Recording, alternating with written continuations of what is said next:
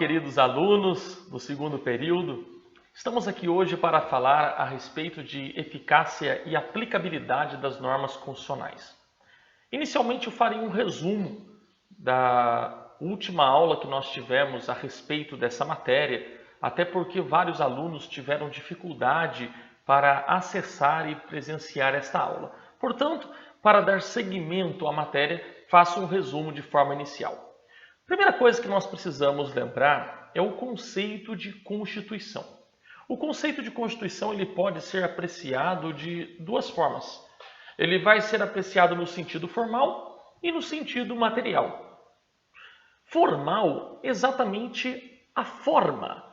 Entende-se Constituição no sentido formal, o mecanismo pela qual ela é introduzida no ordenamento jurídico. Então, repito, Constituição no sentido formal é a forma pela qual a Constituição foi introduzida no ordenamento jurídico.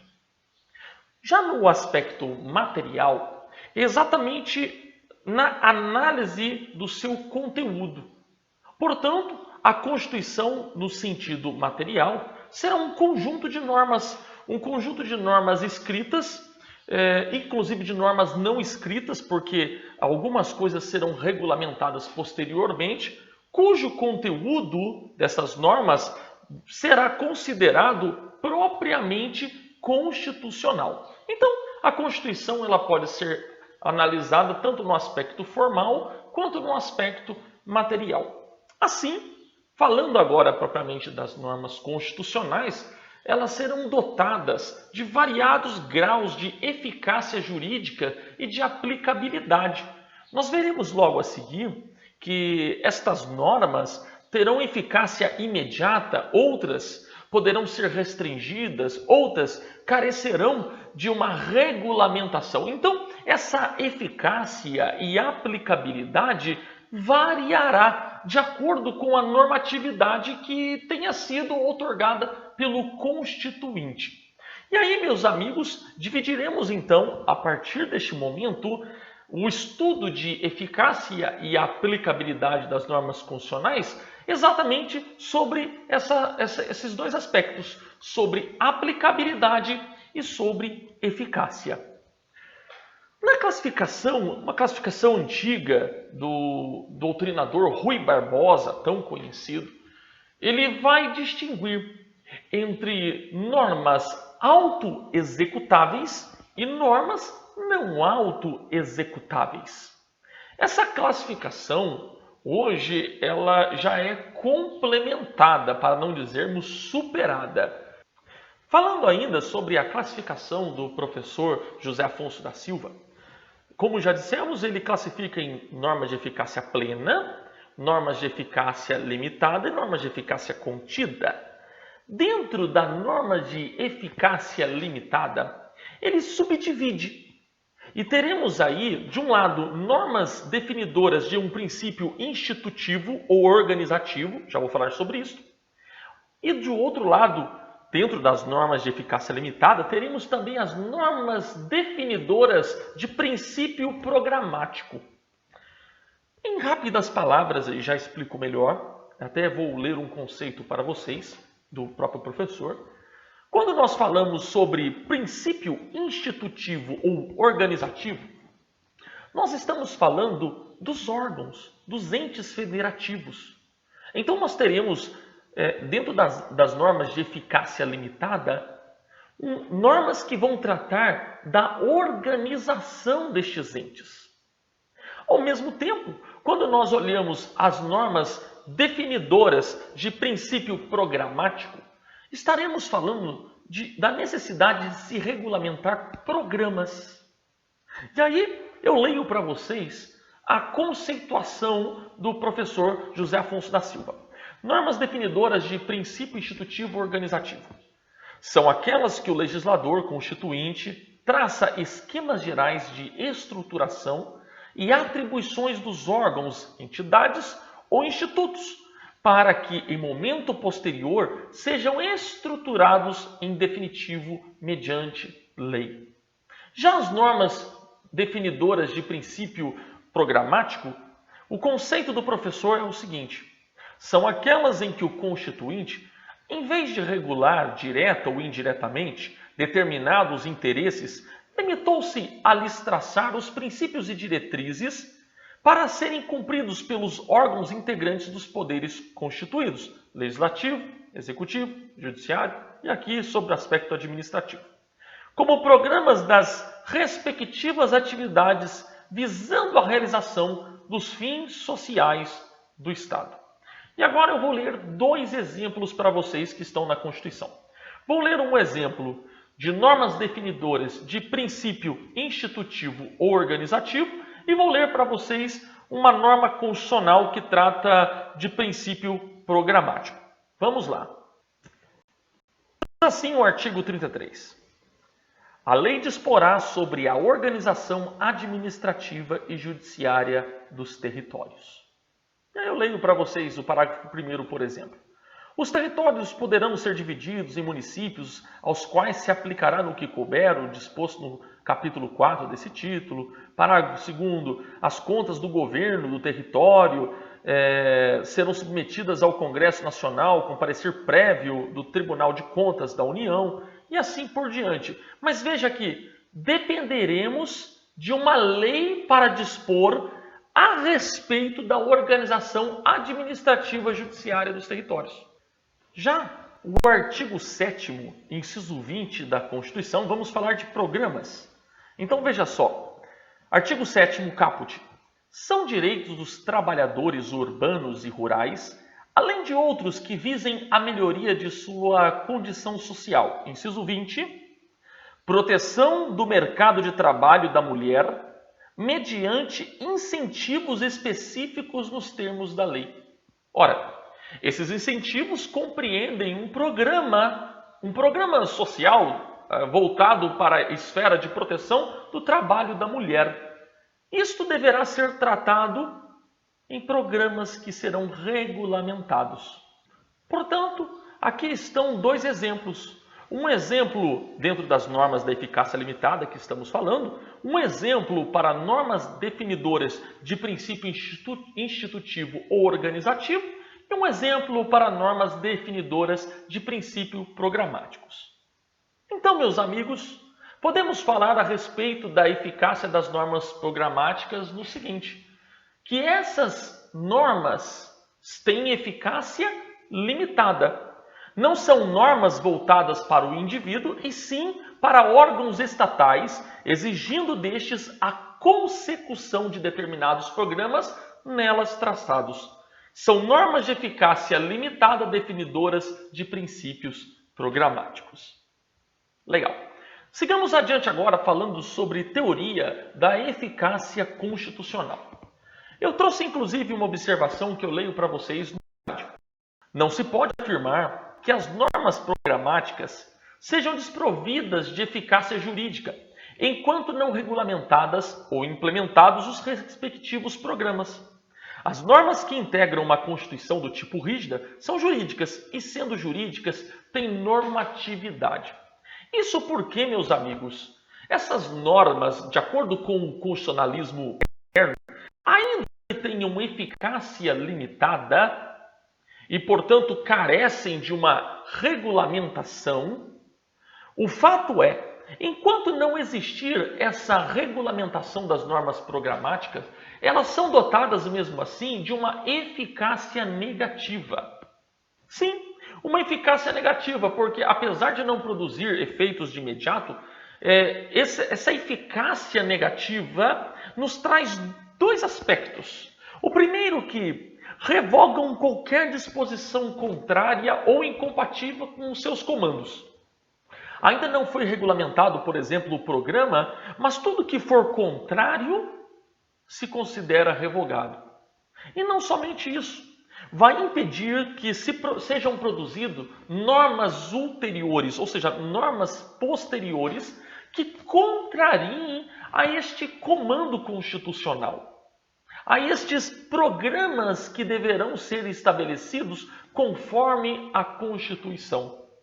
O professor José Afonso da Silva, ele vai esclarecer ainda a respeito dessas normas programáticas o seguinte, que Estas normas trazem um dever para o legislador ordinário, um dever de regulamentação, e vão condicionar a legislação futura, com a consequência de serem inconstitucionais, os atos que aferirem a própria Constituição.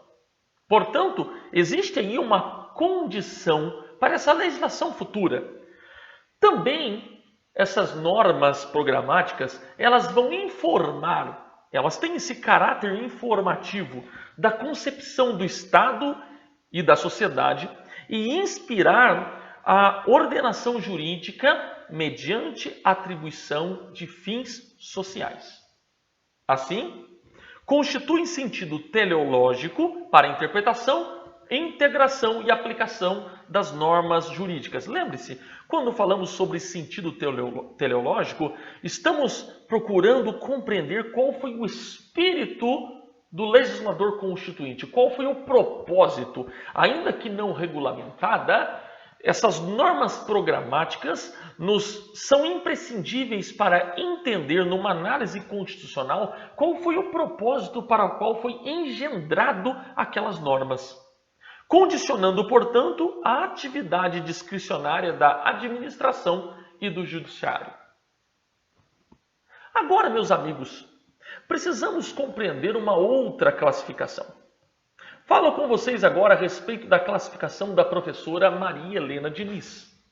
A professora Maria Helena Diniz trará alguns conceitos complementares ao professor José Afonso da Silva. Ela trará uma conceituação com nomes distintos, mas que guardam relação com o que o professor José Afonso já havia dito. Mas ela trará também uma informação adicional. A professora Maria Helena Diniz, ela fala assim, olha, nós temos normas constitucionais de eficácia absoluta. E aí, meus amigos, isso vai além do que se considera como norma constitucional de eficácia plena. A norma constitucional de eficácia absoluta, além de ter uma eficácia plena, ela tem um caráter de imutabilidade. Ela não pode ser alterada. Ela não pode ser modificada. Normas constitucionais de eficácia plena, sem fazer qualquer distinção, poderiam sim ser alteradas por uma emenda constitucional. Mas a professora Maria Helena Diniz, ela fala assim, nem toda norma pode ser alterada. Há normas que têm um caráter que engessam a nossa Constituição. E aí você já sabe do que estamos falando. Estamos falando da cláusula pétrea, das cláusulas pétreas. E essas cláusulas, meus amigos, compreendem exatamente dentro dessa conceituação da professora Maria Helena Diniz. Consideram-se as cláusulas pétreas como normas constitucionais de eficácia absoluta, ou seja, não podem ser alteradas. Certo? Normas de eficácia plena, como já disse, é a mesma conceituação daquela que o professor José Afonso da Silva disse. Mas ela ainda traz um novo nome. Eficácia relativa dependente de complementação legislativa. Essas normas, segundo a professora Maria Helena Diniz, as normas que têm essa eficácia relativa, que dependem de uma complementação legislativa, nada mais é do que as normas de eficácia limitada. O mesmo conceito. Enquanto que o outro nome que a professora Maria Helena Diniz traz, que é norma constitucional de eficácia relativa restringível, nada mais é do que as normas constitucionais de eficácia contida, que já conceituava o professor José Afonso da Silva. Agora, meus amigos, precisamos estudar 4 aspectos. O aspecto da eficácia, o aspecto da vigência, o aspecto da legitimidade e o aspecto da execuibilidade. Vamos lá. A respeito do conceito de vigência, é o seguinte: é o fato da norma estar em vigor. Assim, o direito objetivo pode ter vigência e não ter eficácia, pois pode existir e não ser observado. mas não pode ter eficácia sem ter vigência. A norma pode estar em vigor e não ter eficácia. Então veja só, uma coisa é vigência, outra coisa é eficácia. Eficácia, vamos falar exatamente sobre o alcance do poder da norma. Isso quando nós falamos sobre eficácia, sobre o alcance dessa norma. Mas quando nós falamos sobre vigência, nós falamos sobre a lei estar em vigor. Portanto, não existe como falar de eficácia, de produção de efeitos, se nós não tivermos uma lei em vigor. Por isso que não há como se falar de eficácia sem vigência.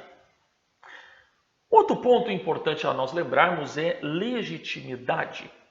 E o conceito de legitimidade é o seguinte: juridicamente, legitimidade vai decorrer de ser o direito objetivo formulado de acordo com a lei por um órgão competente, ou seja, quem é legítimo para elaborar, para propor esta lei. A respeito de exequibilidade, nós estamos falando da existência de certas condições de fatos sem os quais a norma jurídica, que as pressupõe, não pode ser aplicada. E aí, estamos falando, por exemplo, de estado de defesa, de estado de sítio. Há determinadas condições para que se imponha, para que tenhamos a exequibilidade. E aí nós temos esta observação, que eu leio para vocês. Uma lei é aplicável quando tem qualidade que os juristas designam pelos nomes de vigência, legitimidade e eficácia. Assim, assinada e publicada a Constituição terá vigência, entrou em vigor. Passará a ser obrigatória, contudo, mesmo sendo obrigatória, nem tudo que estiver nela será automaticamente impositivo, vigorando, tendo em vista que não há normas que, mesmo vigorando, não podem ser aplicadas por causa da eficácia, pela razão de que a sua eficácia fica limitada, até que as leis ordinárias regulem a sua aplicação. Vamos continuar. Agora, meus amigos, precisamos estudar 4 aspectos.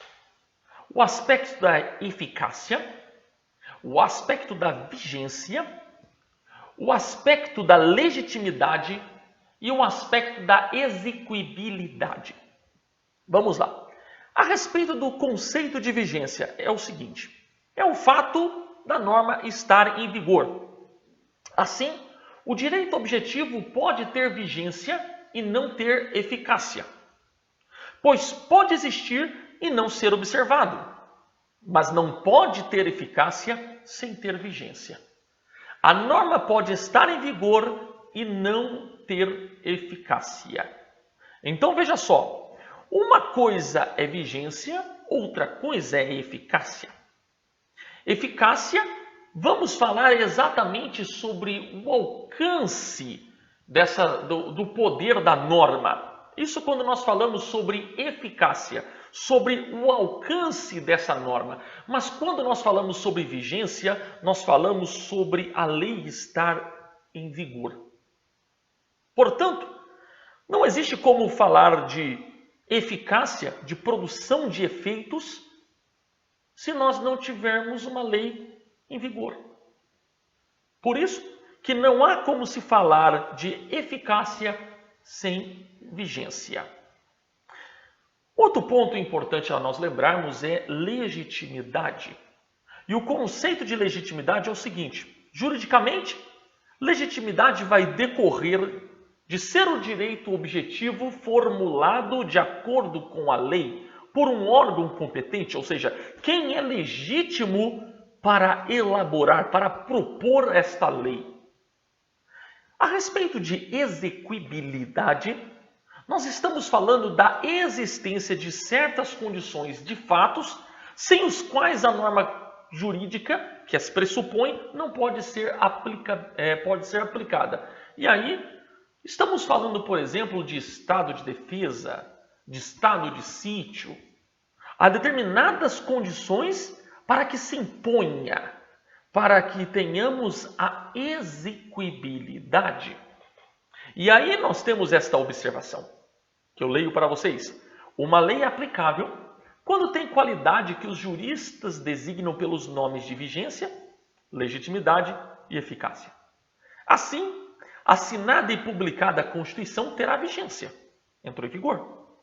Passará a ser obrigatória, contudo, mesmo sendo obrigatória, nem tudo que estiver nela será automaticamente impositivo, vigorando, tendo em vista que não há normas que, mesmo vigorando, não podem ser aplicadas por causa da eficácia, pela razão de que a sua eficácia fica limitada, até que as leis ordinárias regulem a sua aplicação. É importante ainda nós lembrarmos a respeito da eficácia normativa das constituições, que essa eficácia jurídica ou técnico-jurídica é exatamente a possibilidade de se aplicar uma norma. E dentro dessa classificação de norma da Constituição com eficácia jurídica, nós vamos ter dois tipos. Nós vamos ter a eficácia jurídica de vinculação e a de aplicação.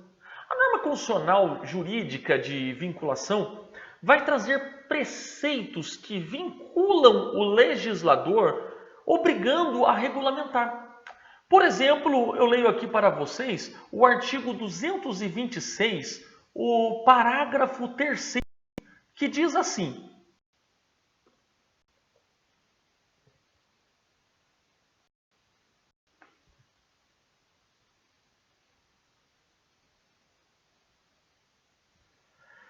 para efeito da proteção do Estado, é reconhecida a união estável entre o homem e a mulher como entidade familiar, devendo a lei facilitar a sua conversão em casamento. Então veja só, nós temos aqui exatamente uma vinculação em que deverá ocorrer uma facilitação para converter a união estável em casamento. Mas as normas de eficácia jurídica, elas não somente são classificadas em vinculação, mas de aplicação, que são exatamente os dispositivos prontos para serem aplicados. Por exemplo, o artigo 2º da nossa Constituição, que diz assim: são poderes da União, independentes e harmônicos entre si, o Legislativo, o Executivo e o Judiciário. Ou seja, a sua aplicação é imediata.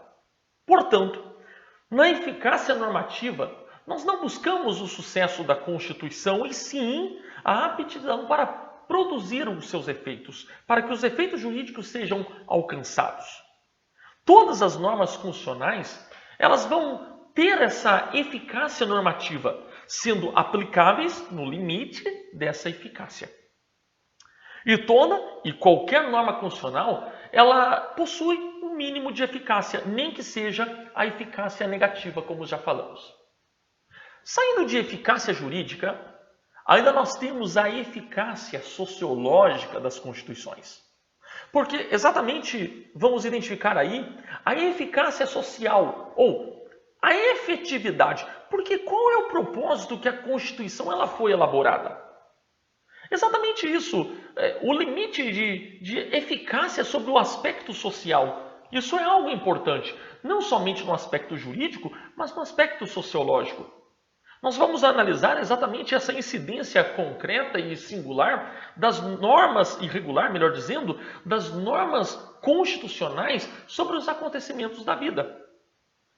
A eficácia social da norma jurídica, ela vai significar exatamente esse prisma em que olhamos a conduta humana na efetividade de acordo com a norma. A norma, portanto, ela deve ser realmente seguida e aplicada. E isso importa nessa análise do aspecto social. É através disso que nós vamos ver este fenômeno real de poder que vai exigir e comandar efetivamente a obediência. Então, esclarecendo, a eficácia é o mesmo que efetividade. pois faz prevalecer os fatos sociais e os valores positivos inseridos na Constituição. Isso, meus amigos, decorre já do movimento do constitucionalismo, que nós já estudamos.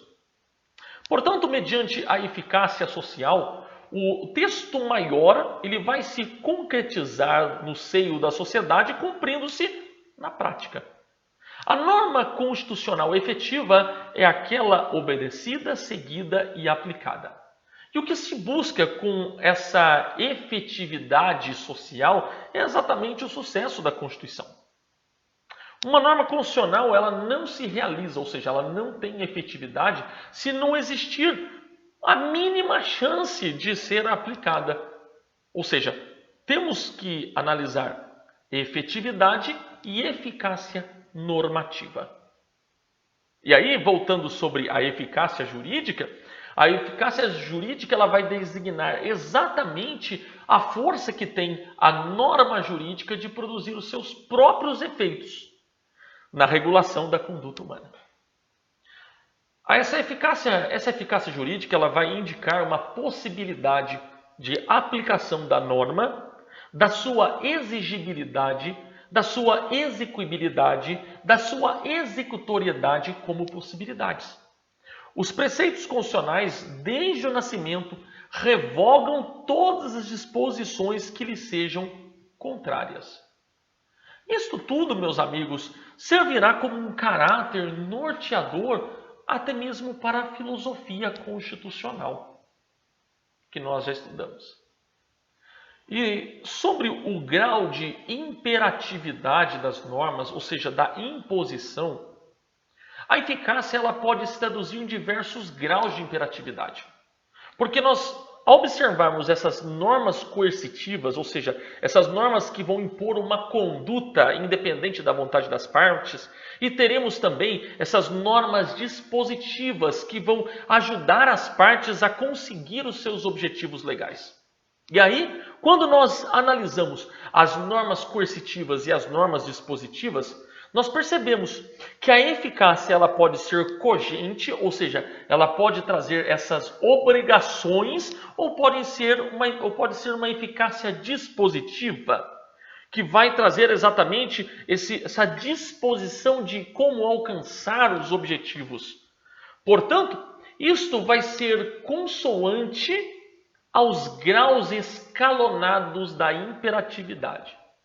Pode também a eficácia ser apreciada no plano temporal e no plano espacial. Nós precisamos lembrar ainda a respeito da existência, da validade e da eficácia dos atos jurídicos em geral, que sobre o aspecto da existência, para que uma lei ela venha a existir, nós teremos alguns elementos necessários, alguns requisitos obrigatórios, que são agente público, por exemplo, deputado federal, deputado estadual, vereador, senador. Nós precisamos do agente público que respeite uma forma de se ingressar com um projeto de lei, por exemplo. E o objeto também guarde respeito às hierarquias estabelecidas constitucionalmente. Lembre-se daquela hierarquia definida por Hans Kelsen, a pirâmide de Hans Kelsen, em que nós teremos a Constituição no topo e depois a sequência de normas infraconstitucionais. Teremos as leis federais, a Constituição estadual, as leis estaduais, teremos lei orgânica do município, as leis municipais, ainda tem as portarias, resoluções. Tudo isso deve ser respeitado. Não é possível entrar com um projeto, por exemplo, um vereador entrando com um projeto para criar um crime, editar uma contravenção penal. Ora, isso está estabelecido como competência, e a competência está dentro desses elementos também. A competência ela deve ser observada. Quem tem a competência legislativa? Então, a competência, a forma adequada, a licitude do que se está colocando como pedido, por exemplo, pena de morte. Ora, A pena de morte só é prevista e permitida pelo Código Penal Militar. Em um caso específico de guerra externa, nós não podemos falar assim, pena de morte para quem comete o crime de roubo. Entende? Então, há uma sequência aí de requisitos para que nós tenhamos realmente a existência com validade e eficácia dos atos jurídicos. Então, um ato que é existente, ele será também válido. Mas a ausência de qualquer dos requisitos que nós acabamos de falar vai conduzir à invalidade do ato, que culminará em sanções de nulidade e de anulabilidade. E a respeito da eficácia, como nós já falamos anteriormente, é a aptidão para se produzir os efeitos. E todo ato idôneo se torna eficaz quando atinge a finalidade para a qual foi gerado. Agora, essa eficácia ela vai dizer respeito à aplicabilidade, exigibilidade ou executoriedade de uma norma. Portanto, ele vai diferir, como já falamos, da eficiência ou efetividade. Lembre-se, nós falamos exatamente isso, que uma coisa é eficácia, outra coisa é eficiência ou efetividade. E eficiência ou efetividade exatamente se traduz na realização do direito, no desempenho concreto de sua função social. Ao jurista fica o encargo, a responsabilidade de formular exatamente estruturas lógicas e de promover mecanismos técnicos aptos para dar efetividade às normas jurídicas. Afinal de contas, o direito ele existe para ser realizado. E aí fica uma pergunta. O direito constitucional, ele é um direito sem sanção? Claro que não. Claro que não.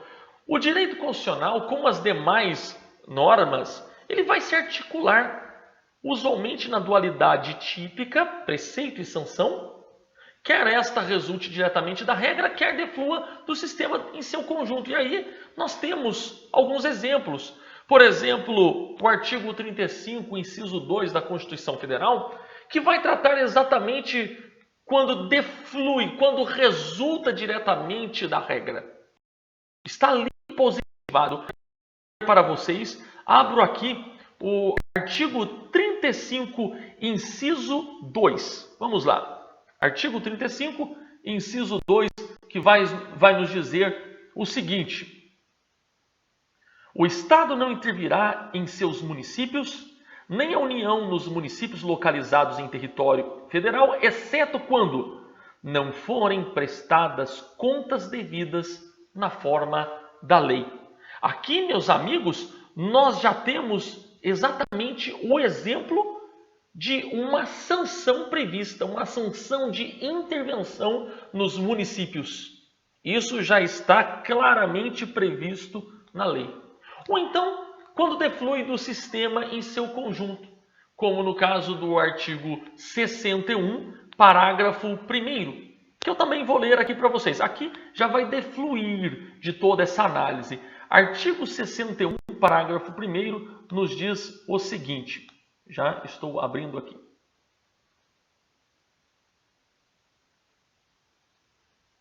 São de iniciativa privada do Presidente da República as leis que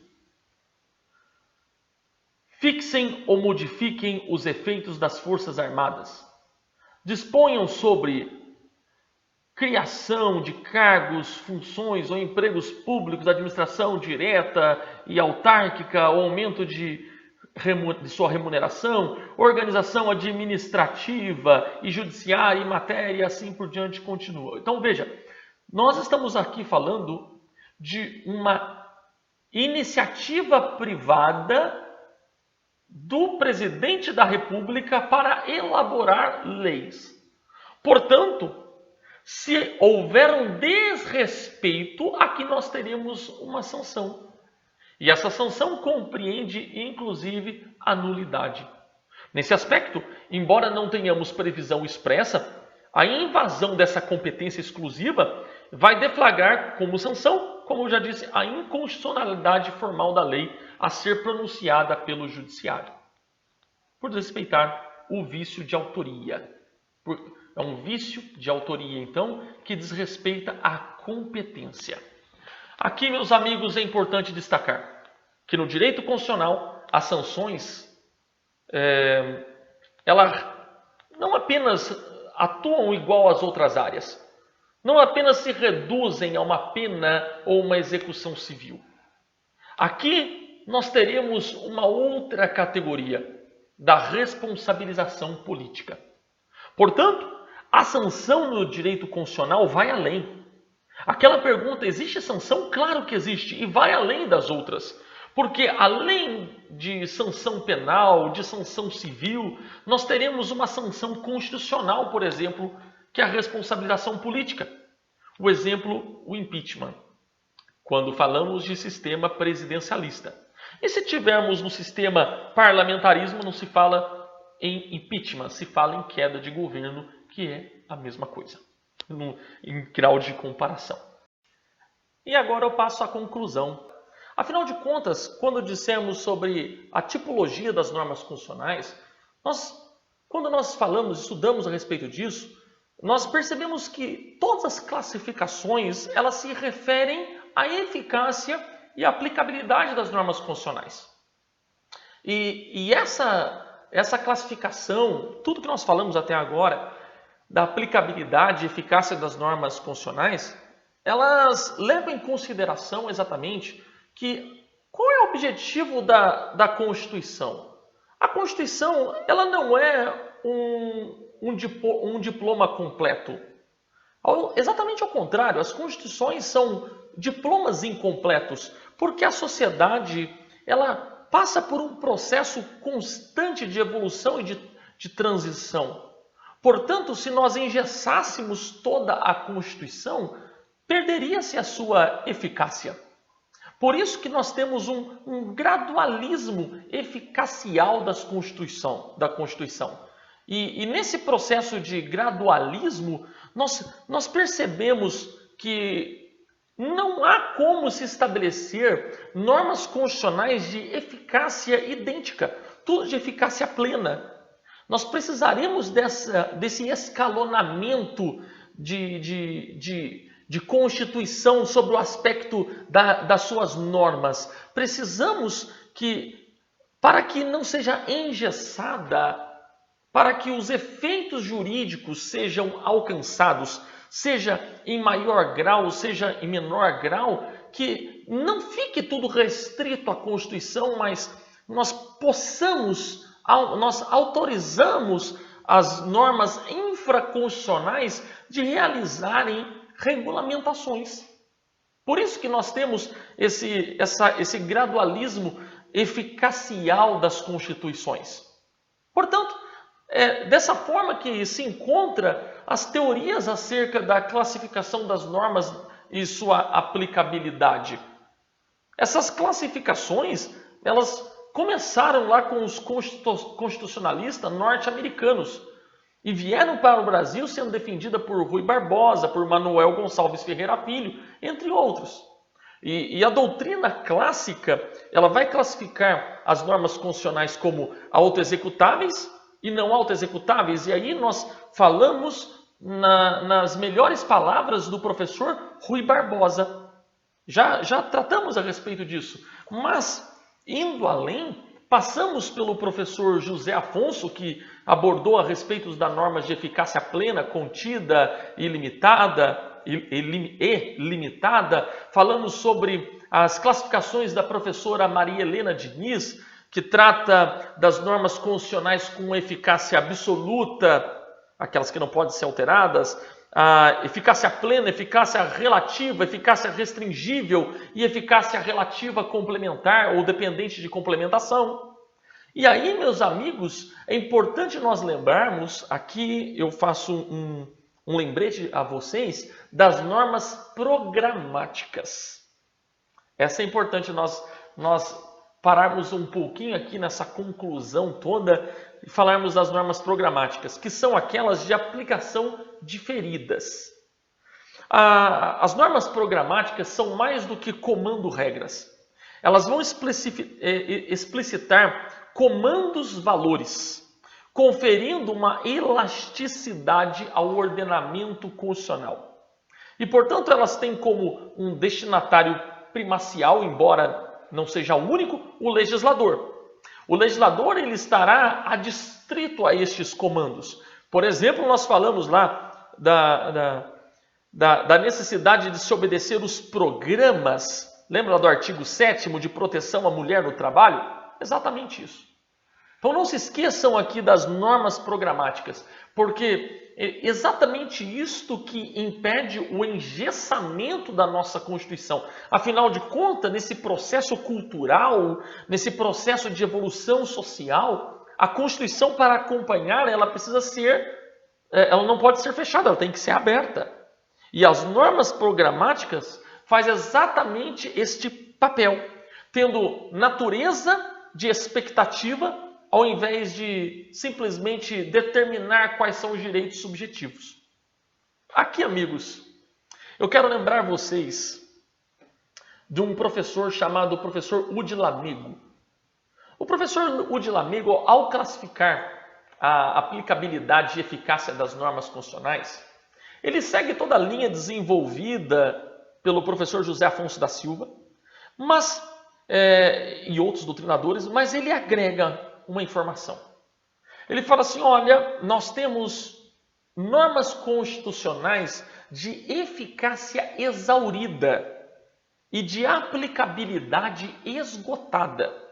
Ou seja, a capacidade de produzir efeitos daquela norma constitucional acabou. Isso pode acontecer com entendimentos firmados pelo Supremo de acordo com o propósito da filosofia constitucional, mas nós temos um caso bem específico para deixar para vocês de exemplo, que está lá no artigo 3º do ato das disposições constitucionais transitórias, cuja finalidade, a finalidade do ADCT, foi exatamente estabelecer a transição da Constituição que vigorava no período militar para agora a Constituição cidadã. E nesse processo de transição, o ADCT foi imprescindível. E no artigo 3º do ADCT, que integra a Constituição, dizia assim: a revisão constitucional será realizada após 5 anos, contados da promulgação da Constituição, pelo voto da maioria absoluta dos membros do Congresso Nacional em sessão unicameral. Ora, já passou o prazo, a revisão já foi realizada. Portanto, nós temos aqui uma norma constitucional de eficácia exaurida. Certo? Esse era a maior observação que eu queria fazer ainda dentro de aplicabilidade e eficácia.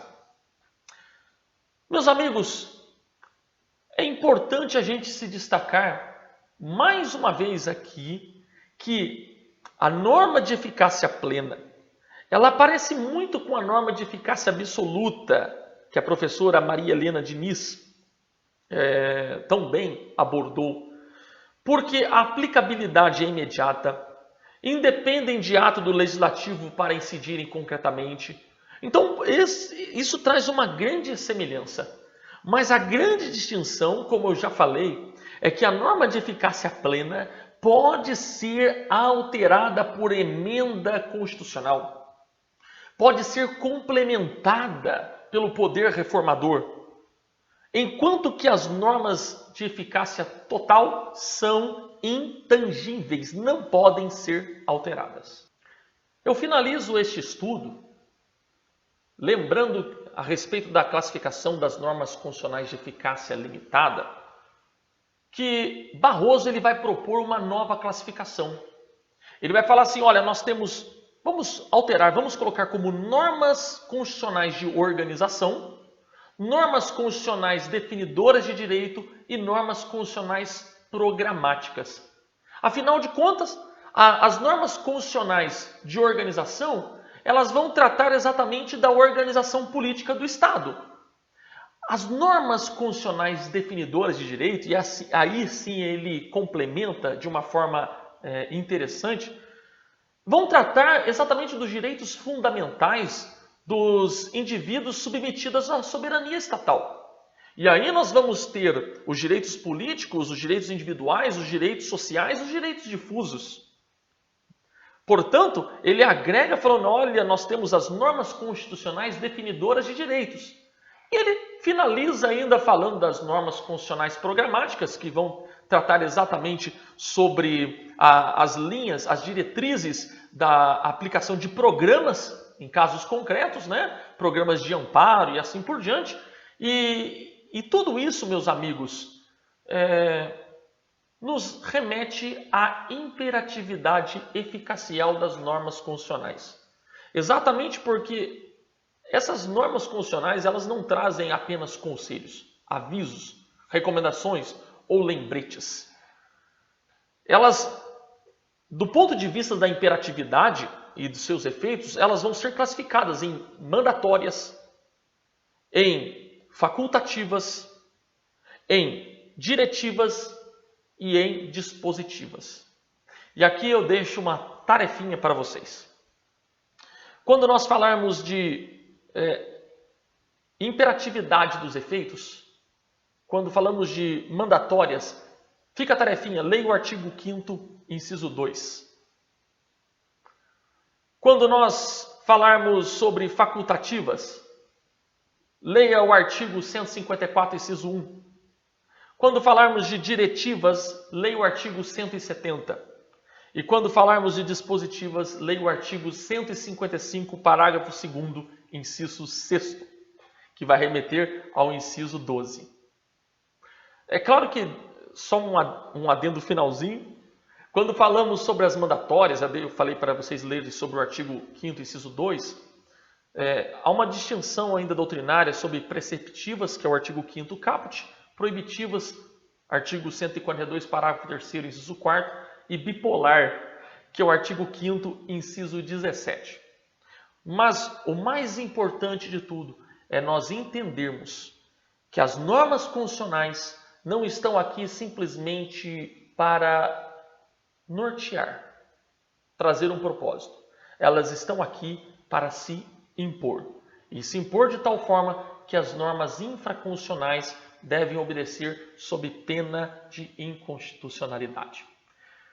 Agora sim, finalizo. Espero que vocês tenham gostado dessa revisão e complemento. E é um prazer, mais uma vez, falar e estudar com vocês. Um abraço. Tchau, tchau. Que Deus abençoe.